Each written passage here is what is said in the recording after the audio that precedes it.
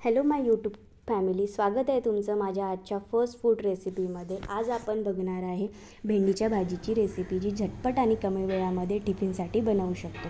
सर्वात आधी भेंडी छान स्वच्छ धुवून कोरडी करून घ्यायची। त्यासाठी 4 ते 5 मिरच्या, 4 ते 5 लसूण पाकळ्या, एक मोठा कांदा कापून घेतला।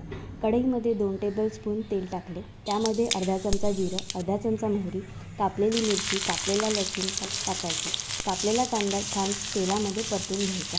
त्यानंतर अर्धा चमचा तिखट, थोडी हळद टाकायची, कापलेली भेंडी घालायची आणि परतून घ्यायची। नंतर 1 मिनिट झाकण ठेवून भाजी शिजू द्यायची। झाकण ठेवल्याने भेंडीच्या भाजीचा जो तिखटपणा असतो तो नाहीसा होतो।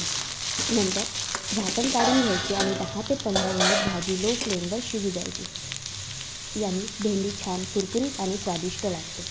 लिंबू हे ऑप्शनल आहे, पण लिंबूनी भेंडीच्या भाजीला विशिष्ट अशी चव येते।